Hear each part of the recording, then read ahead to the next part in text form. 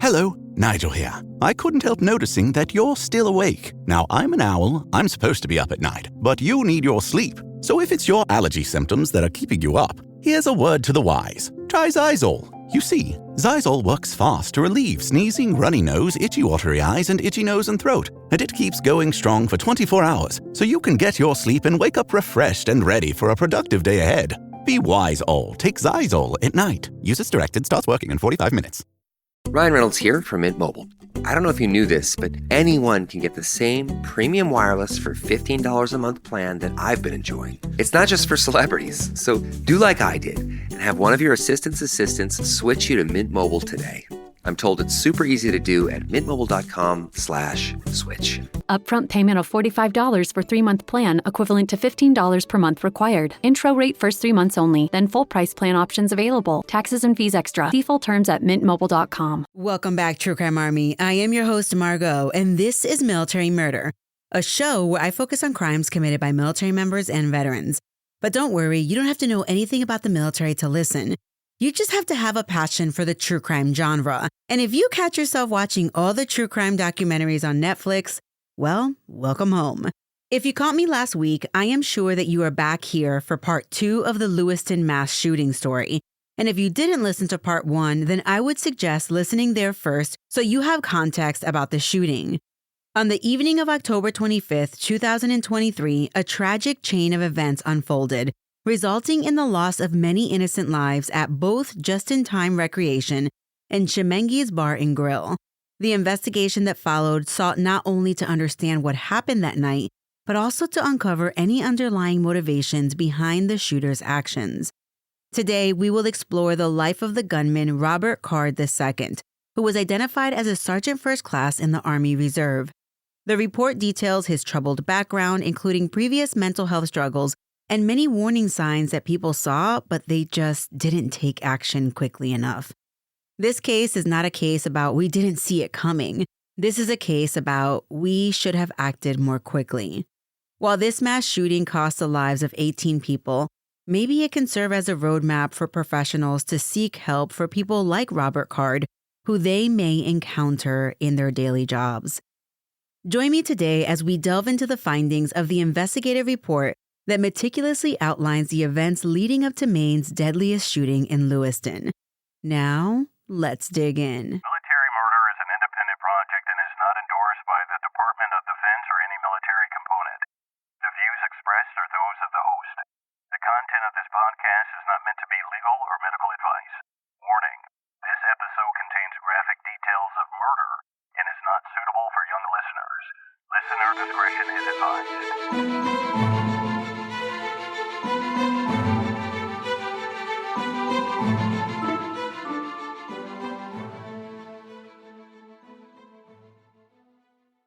Before I begin, I want to rewind this story to winter 2022, beginning of 2023 timeframe. The interesting thing is, you know that saying, see something, say something? Well, in this case, someone did. And the first person to kind of push the alarm buttons about the shooter was his 17-year-old son, Colby. The shooter had Colby with his ex-wife, Kara Lamb. And if that name is ringing a bell, it's because she was one of the callers that identified the shooter to the police. Well, since a divorce, the couple was splitting time with Colby. Before the strange behavior began, Colby remembered that his dad was fun-loving, and they enjoyed doing things together, especially water sports, outdoor activities, riding motorcycles, jet skiing, and even fishing. But after his dad started to wear hearing aids, the shooter became ultra-paranoid, telling his son he was sure people were talking about him and calling him gay and calling him a pedophile. The shooter was also showing signs of anger and aggression. When Colby tried to calm his dad down and tell him that no one was talking about him, the shooter would become accusatory and tell the son that's because the son was also one of those people talking about him. As the weather became warmer in Maine, which was around May 2023, Colby finally took the plunge and told his mom about his dad's weird behavior. Colby told his mom about his dad's actions because he was worried about the access that the shooter had, specifically to guns that the shooter rightfully owns. The shooter reportedly had quite the stock of 10 to 15 guns all stored in different places, They were between his house, his truck, and other family members' properties. Kara took her son's words seriously, and it's unclear why she took the next step, but she did come forward with this information. Kara and Colby met with the school resource officer in Topsham. And actually, now that I think about it, I think the cops who provide security to schools are called resource officers. Well, the resource officer found out that the shooter lived in a different jurisdiction, Bowdoin. So the resource officer called the Sagadahoc County Sheriff's Office. Deputy Chad Carlton from Sagadahoc came down to the school to get more information from Kara and Colby. They made it known that they didn't want the shooter to know that they were the ones who reported him because they were rightfully scared. During that intake, Deputy Carlton learned that the shooter was an E7, a sergeant first class in the Army Reserve, since about 2003. He was a petroleum supply specialist. In 2013, the shooter began his role as a trainer for West Point cadets, specializing in teaching them how to properly handle and throw hand grenades. During the summer training sessions, the shooter worked with approximately 1,200 new cadets each year, imparting critical skills needed for their military careers. Over the years, he was present for thousands of explosions as live grenades were utilized during training exercises. With that in mind, Kara and Colby told Deputy Carlton that he should probably reach out to the shooter's military command to loop them in. Seeing that this mother and son were so concerned, Deputy Carlton took the initiative to inform the shooter's command about the situation. He was hoping to secure the necessary support for this guy as a soldier. The deputy contacted the shooter's unit and spoke with First Sergeant Kelvin Moe, the senior non-commissioned officer NCO in the shooter's company, who also served as a police officer in Ellsworth, Maine. During this conversation, the first sergeant confirmed that members of the shooter's unit were indeed aware of the concerning changes in his behavior. First Sergeant Moe reassured Deputy Carlton that they had an upcoming battle assembly scheduled and shared that he and the other members of the unit would, quote, sit down with the shooter and see if they could get him to open up, end quote. First Sergeant Moe went on to inform Deputy Carlton about the Army Reserve's Psychological Health Program, PHP, which was designed to provide mental health assistance not only to reservists, but also to their families and commanders. This program aimed to address the mental health needs of soldiers, offering resources and support during challenging times.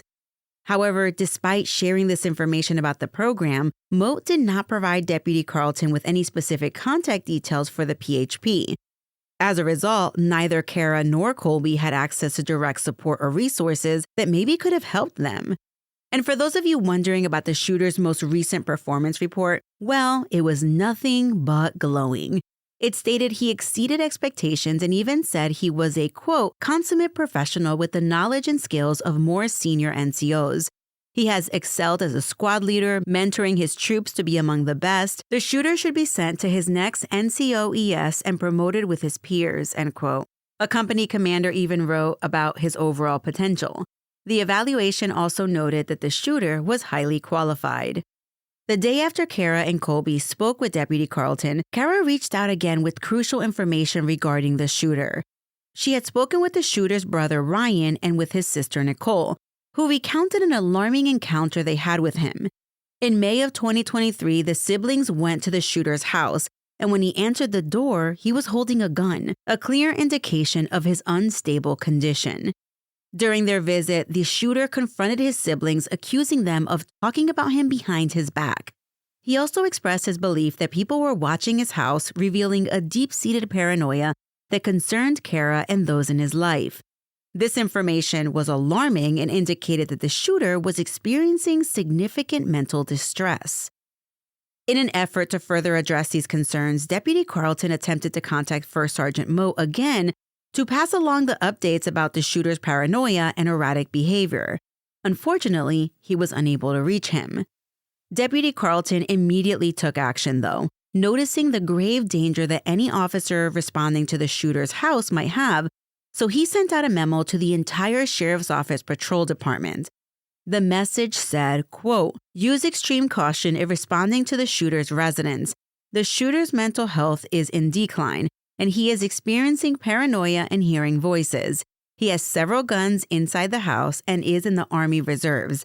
His family and the Army are working on getting him help but his brother Ryan reported that the shooter answered the door with a gun on May 3, 2023, when Ryan went to see him.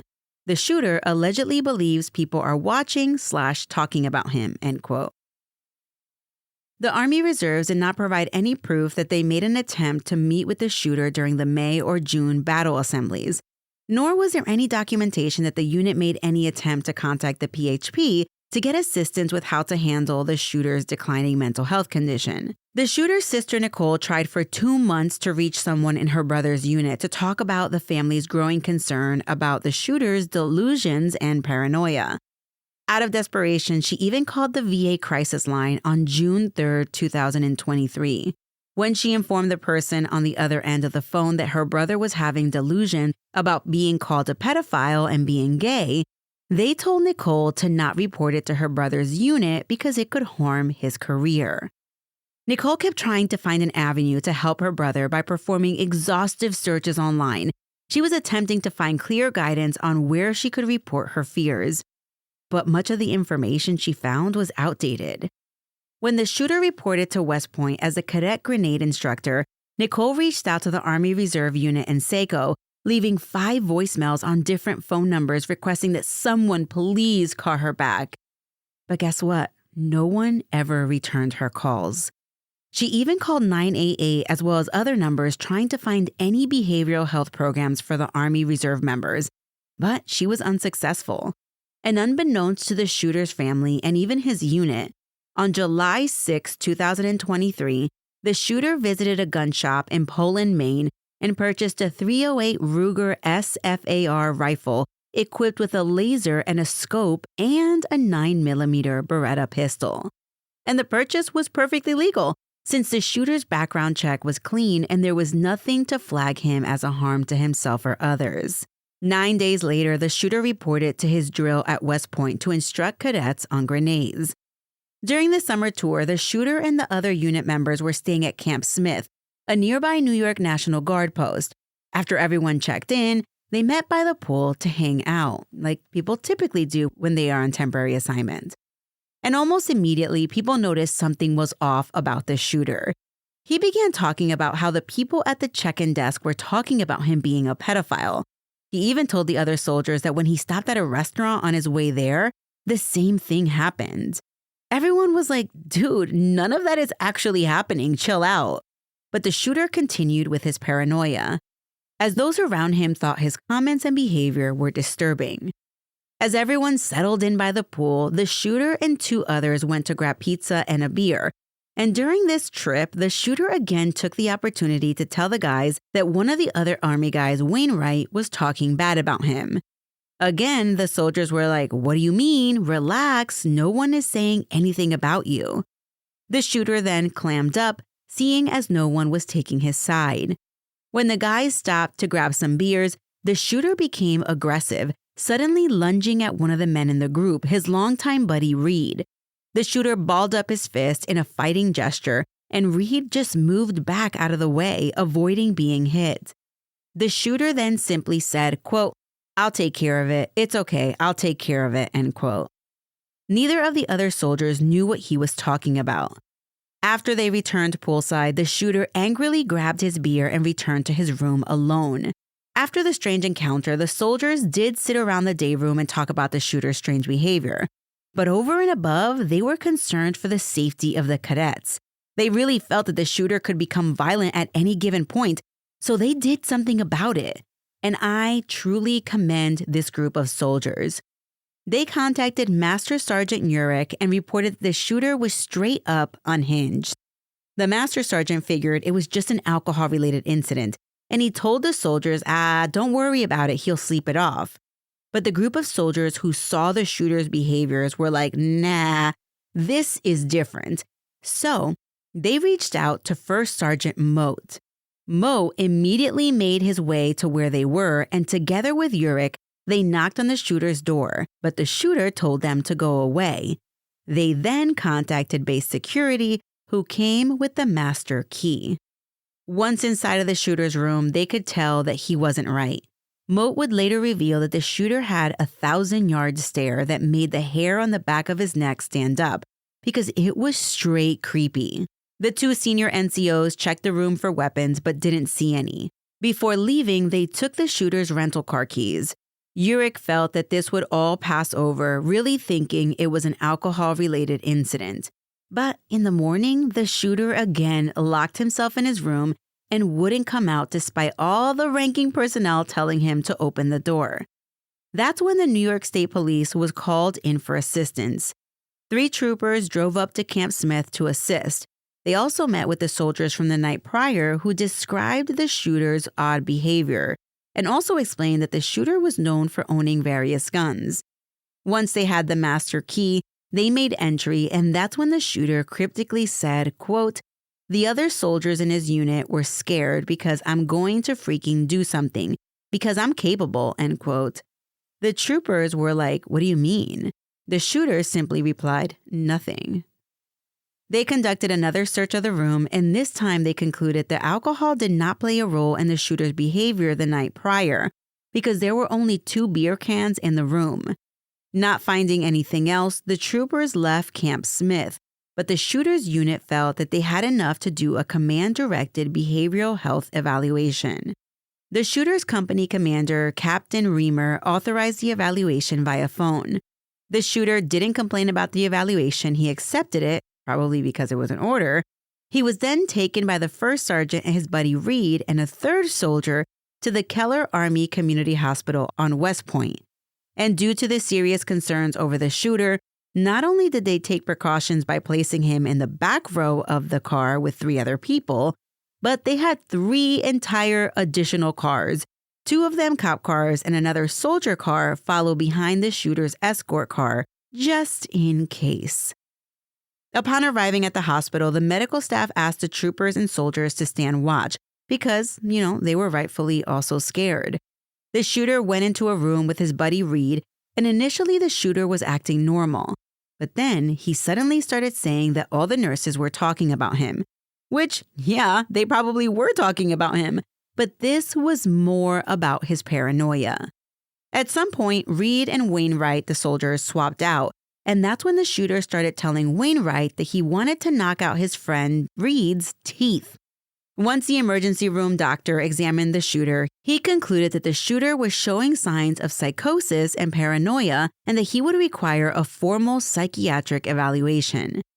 Captain Dickinson, a psychiatric nurse practitioner, performed a mental examination of the shooter and filled out a Form 3822, which is the Report of Mental Status Evaluation. Captain Dickinson provided a diagnosis of, quote, "unspecified psychosis not due to a substance or psychological condition," end quote. He also noted that the shooter needed a higher level of care and needed to be transferred to a different hospital. Captain Dickinson provided Captain Reamer, the shooter's company commander, with a set of recommendations, including 1, ensuring the shooter attends all follow-up mental health appointments. 2, they need to increase leader supervisory support for the shooter with intent of keeping the shooter engaged with other unit members and support staff. 3, they wanted to encourage the shooter to temporarily secure personal weapons with military police, the arms room, or any other trusted source. And 4th and finally, they wanted to restrict access to or disarm the shooter of all military weapons and ammo. And they also said no range duties for this guy. Captain Dickinson also found that the shooter was not fit for duty. The final state report found that Captain Reamer understood and never gave notice that he felt his unit couldn't abide by those instructions.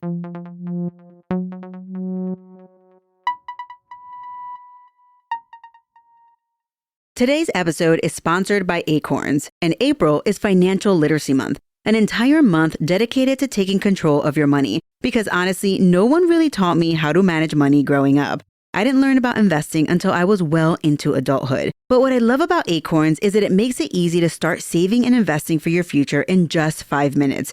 I know, April is an entire month, but you don't need an entire month to learn. You don't need to be an expert. Acorns recommends a diversified portfolio that matches you and your goals. You can start with just your spare change. And you don't need a lot of time. Setup takes just 5 minutes because I know that your time is precious. And if financial wellness has ever felt out of reach, Acorns makes it simple, giving your money a chance to grow without the overwhelm. Personally, using Acorns gave me the confidence to stop putting it off and just start. And that peace of mind is completely worth it. Sign up now and join over 14 million all-time customers who've already saved and invested over $25 billion with a B dollars with Acorns. Head to acorns.com/militarymama or download the Acorns app to get started today. Paid non-client endorsement. Compensation provides incentive to positively promote Acorns. Tier 1 compensation provided. Investing involves risk. Acorns Advisors, LLC, an SEC registered investment advisor. View important disclosures at acorns.com/militarymama. Hathaway presents, in the red corner, the undisputed, undefeated Weed Whacker Guy. Champion of hurling grass and pollen everywhere. And in the blue corner, the challenger, extra strength, Hathaway. Eye drops that work all day to prevent the release of histamines that cause itchy allergy eyes. And the winner, by knockout, is Hathaway. Hathaway, bring it on. The shooter was then taken to the Four Winds Hospital in Katonah, New York by ambulance. There, the shooter voluntarily admitted himself in for treatment. He was there from July 16th through August 3rd, 2023. During this period, the shooter's military orders were extended, allowing him to continue to receive pay and medical benefits. While the shooter was hospitalized, his access to his Army-assigned weapon was taken away. But since he was in the hospital voluntarily, his privately owned guns were not taken away. There was, however, the option for a hearing to be held that would temporarily strip him of his personal weapons. But I don't know what the procedure is, nor did anyone give it a gander. Instead, Captain Reamer tasked the shooter's buddy to take the shooter's weapon. But it turned out the buddy was also not to have weapons, as he had a domestic violence charge, and he was lower ranking than the shooter. Oh boy. On July 26, the shooter completed a psychodiagnostics evaluation with a psychologist. These kinds of evaluations are used to reach a diagnosis and to, create a treatment plan. During the evaluation, the shooter told the psychologist that he had a, quote, hit list. He also stated that he had told one of his fellow soldiers that if he didn't stop talking about him, he was going to be added to his hit list. The psychologist who diagnosed the shooter said that he was experiencing psychosis and thought disorder. He also assessed that the shooter had 3 personality traits that were likely causing him problems. He based his conclusions on the shooter's own admission that he, quote, feels constantly persecuted, misunderstood, and underappreciated by others, end quote. The troubling traits the psychologist identified were 1. Inconsistent coping skills, 2. Poor emotional controls, and 3. Narcissism. The psychologist opined that the shooter's paranoia, quote, is of sufficient magnitude that it may reach delusional proportions at least part of the time, end quote. The doctor went on indicating that he did not believe that use of psychotropic medications would be of much benefit for the shooter, and the psychologist did not believe that he was even a good candidate for psychological treatment. His prognosis for, quote, significant change was guarded, end quote. Captain Reamer had the option to extend the shooter's orders even longer to allow the Army to follow through with its treatment plan after he was released from the hospital. But guess what? This wasn't done. So when the shooter was discharged, his orders also ended, ceasing the Army Reserve's authority over him. 6 days before he was discharged from the Four Winds Hospital, Captain Dickinson called Captain Reamer to review the findings of the Form 3822 and to discuss the plan for the shooter's discharge. But it was the last time the two captains ever spoke. After they spoke, Captain Dickinson wrote in his notes that he had told Captain Reamer to, quote, include medical regarding discussion to start medical board process and service members' medical disposition going forward. It was also discussed with Commander about making sure that steps are taken to remove weapons from service members' home to ensure safety, end quote. Captain Dickinson ended his notes with, quote, Commander, meaning Captain Reamer, did not have any questions or concerns after our conversation, end quote. Captain Reamer wasn't able to open the emailed Form 3822, so he made arrangements to pick up a hard copy from the front desk at the hospital. The report did not say whether he actually picked up the copy, But an article on military.com stated that Captain Reamer did not read the email with the form until after October 25th, so after the shooting. But regardless of if he saw the email or not, what he failed to do was follow up with the shooter's treatment providers. While the shooter was in treatment, he was subjected to intense medical and psychiatric testing. He resisted group therapy or treatment at first, but complied with doctor's orders to take his medication. Thankfully, the medical team saw some improvement. They also placed weekly calls to Kelly Army Hospital to keep the staff there notified of the shooter's condition.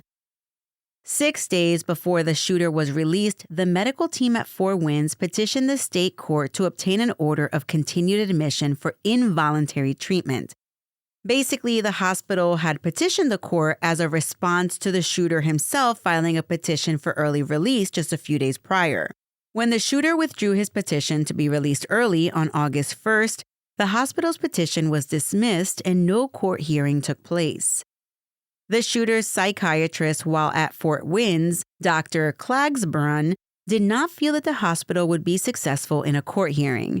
The shooter was progressing in his treatment and he had agreed to continue taking his medication and participating in therapy. Captain Reamer, as well as the battalion commander, Lieutenant Colonel Ryan Vasquez, failed to order a line-of-duty investigation while the shooter was still an inpatient at Four Winds. If they had done that, then the shooter would have been held for treatment longer. Dr. Klagsbrunn considered 6 factors in making her determination of if and when the shooter was safe to be discharged: his risk of aggression, homicide, suicide, his behavior in the hospital, his protective factors versus risk factors, and his compliance in taking his medication. At the time he was discharged, Dr. Klagsbrunn felt that the shooter was safe to be released. The shooter's best friend, Sean Hodgson, drove from Maine back to New York to pick the shooter up when he was discharged. He had been in Four Winds for 19 days. Before the shooter was officially discharged, he agreed to participate in treatment. He also agreed to take his medication and to reach out to his friends and family for help. 2 days after his release from the hospital on August 5th, the shooter headed to Coastal Defense Firearms to pick up, get this, a silencer he had on order. The gun shop had him fill out a form that verifies his eligibility to buy the silencer. On the form, the shooter checked a block that indicated that he had been committed to a mental institution. He wasn't required to check that box because he had been voluntarily admitted to Four Winds.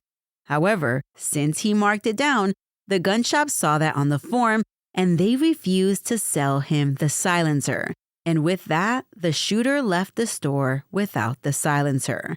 However, he was pissed about it and told his brother and some of his fellow soldiers from his unit that he was mad.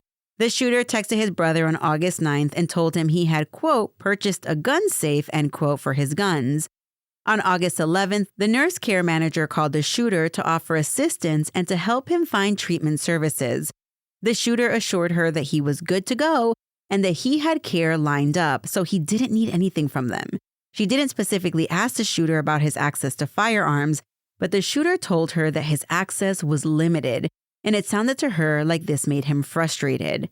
The shooter's leadership didn't try to get him to come to battle assembly in September or October.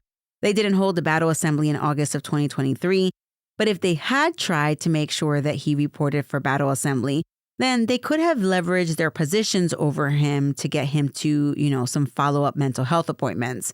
Not to mention that they could have directed the shooter to complete another command-directed mental health evaluation.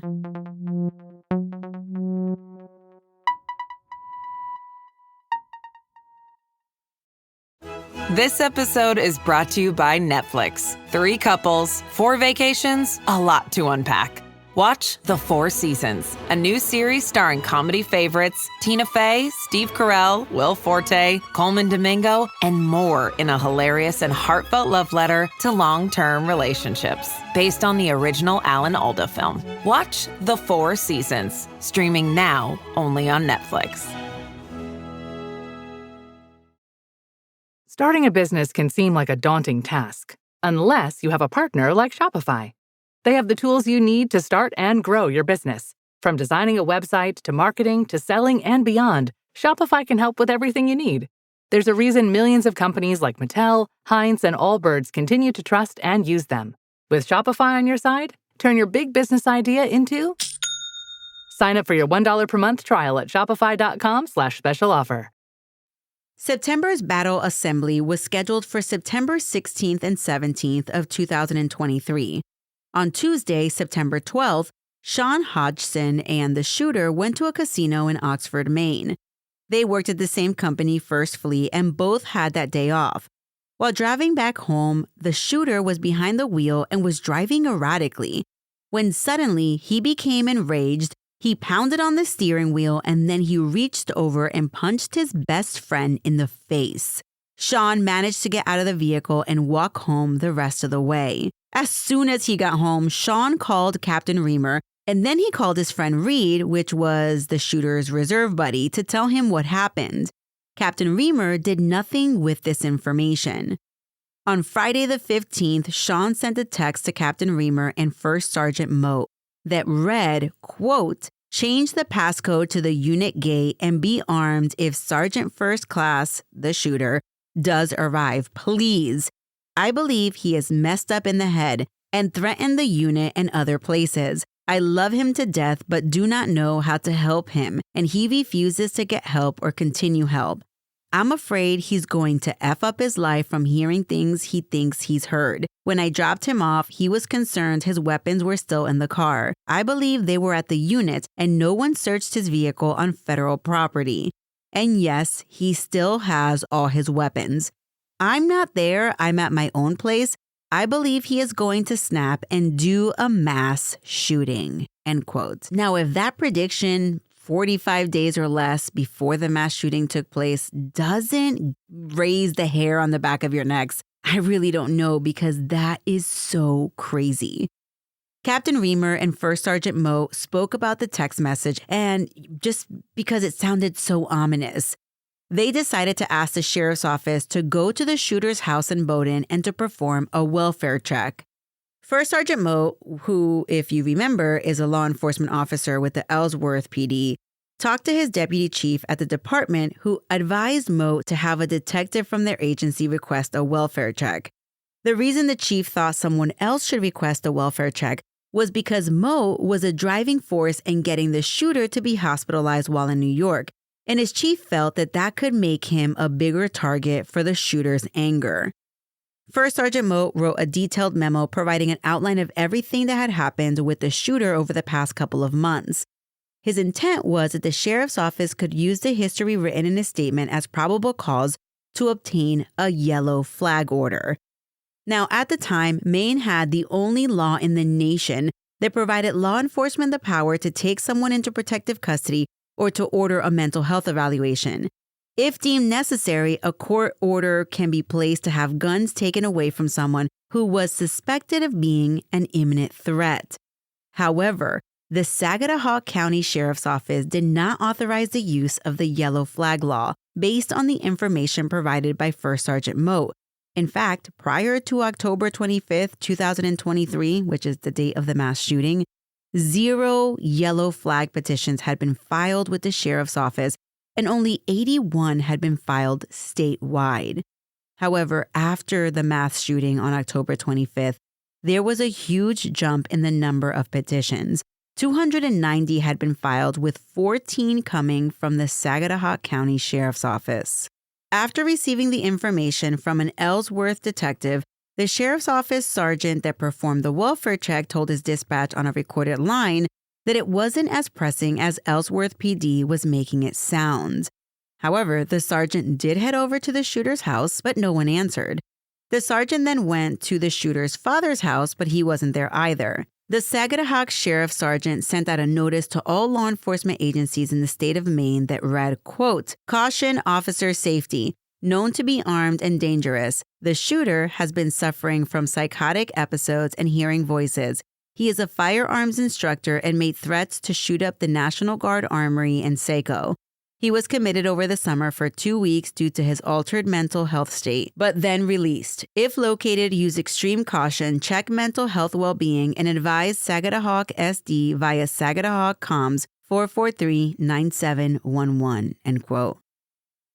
During battle assembly on September 16th, Saco Police Department officers, including 1 sergeant and 3 patrol officers, positioned themselves close to the Army Reserve facility in case the shooter reported for duty and tried to make good on his threat to shoot up the armory. But thankfully, he never showed up. Instead, the shooter was home. The Sagadahoc Sheriff's Office sergeant who had released the statewide notice went back to the shooter's house and saw that his vehicle was there. After a backup deputy arrived, they knocked on the door. The shooter never came to the door, but they could hear someone moving around inside. The 2 sheriff's officers left without ever contacting the shooter. Over the next 5 weeks, the statewide notice was canceled, and the case was closed by the Sagadahoc County Sheriff's Office.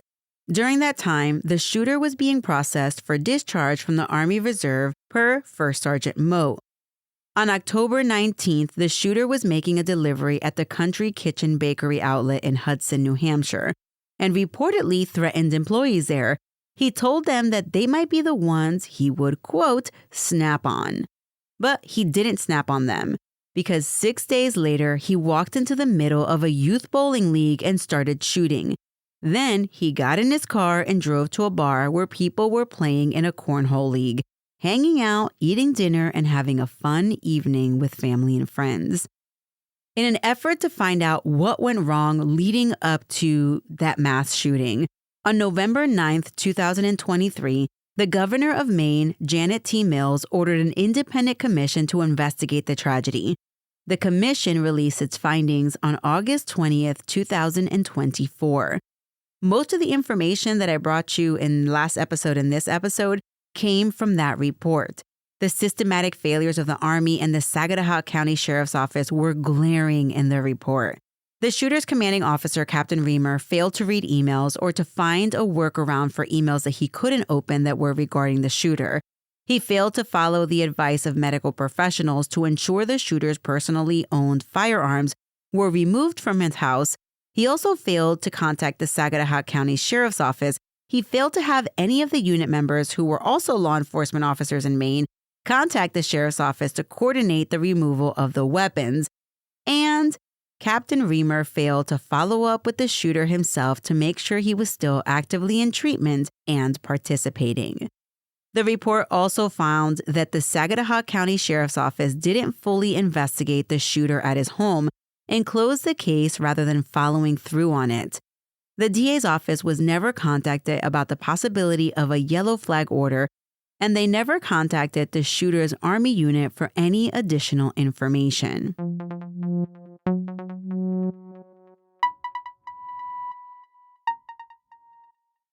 Ladies, you'll end up shopping for your guy's deodorant, right? So try Degree's Original Cool Rush. You see, last year, Degree changed the formula, and men were mad. One guy even started a petition. So Degree admitted they messed up and brought the Original Cool Rush scent back. It's clean, crisp, and actually smells like someone you want to cuddle. And it's in Walmart, Target, and other stores now for under $4. So toss one in your cart and find out why it's the best-selling men's antiperspirant for the last decade. Degree Cool Rush is back, and it smells like victory.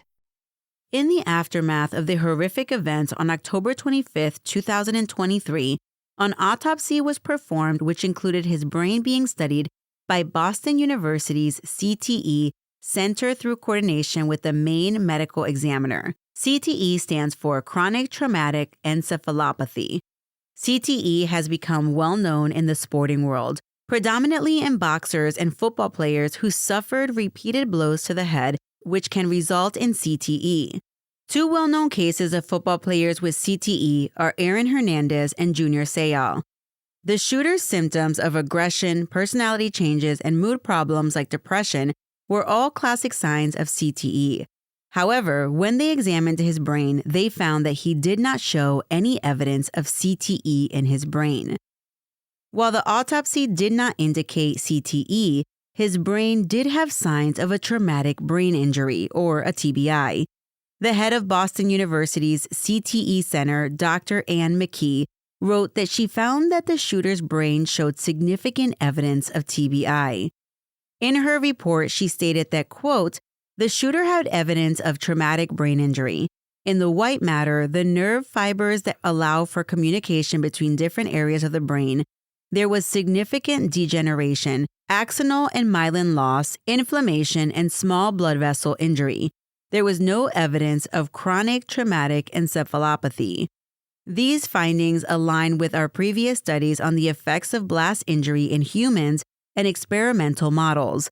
While I cannot say with certainty that these pathological findings underlie the shooter's behavioral changes in the last 10 months of his life, based on our previous work, brain injury likely played a role in his symptoms, end quote.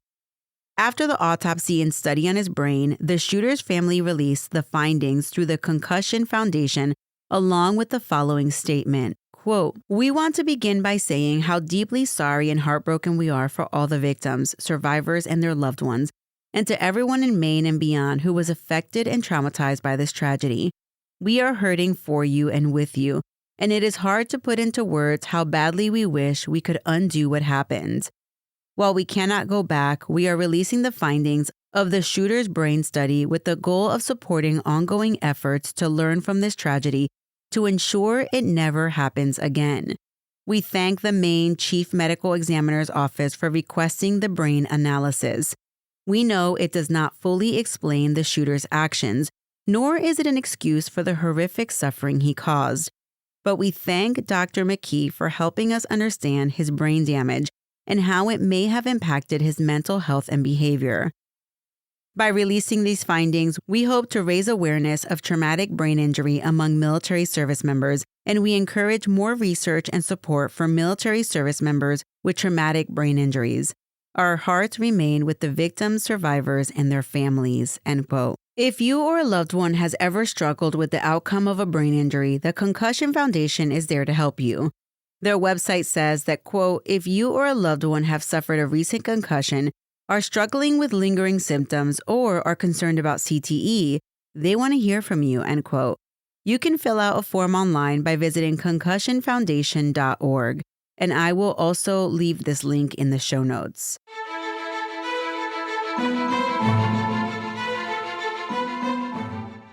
Okay, so you may have noticed something really odd about today's episode. I named the shooter one time, or maybe it was 2 times at the beginning of this episode, and then I never named him again. I really struggled with that, but ultimately decided to do it this way. Yes, I have covered other mass shooters before and named them, but I'm evolving. Myrtle pointed me to the don'tnamethem.org website, and through that website, I found the No Notoriety campaign, started by family members of the Aurora, Colorado movie theater victims. And basically, these campaigns are about teaching the media to focus on the victims to prevent other future would-be mass shooters from committing future mass shootings. It's a little difficult in cases like today's when there is so much about the perpetrator that served as warning signs, especially considering the topic of my podcast is military murder. But out of respect for the victims' families, I wanted to do it this way. Thank you all for allowing me to finish up this 2-part episode on one of the most tragic events in the last year of our country. Again, shout out to Myrtle for researching and writing this episode. I want to encourage you all to check out my bonus content to make sure that you aren't missing out on anything. I didn't mention this at the beginning, but I wanted to mention it now. Last week, I released a bonus episode case out of the Air Force. It was out of Robins Air Force Base in Georgia. If you want to listen, visit patreon.com/militarymurder.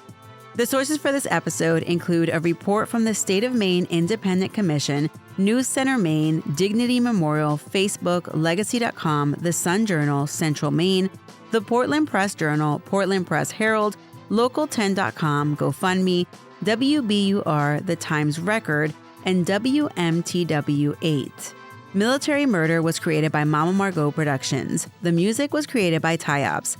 Until next time, remember, you never really know what someone is capable of, so remain vigilant always. You have a fabulous week, and I'll keep digging to bring you another military murder story next week.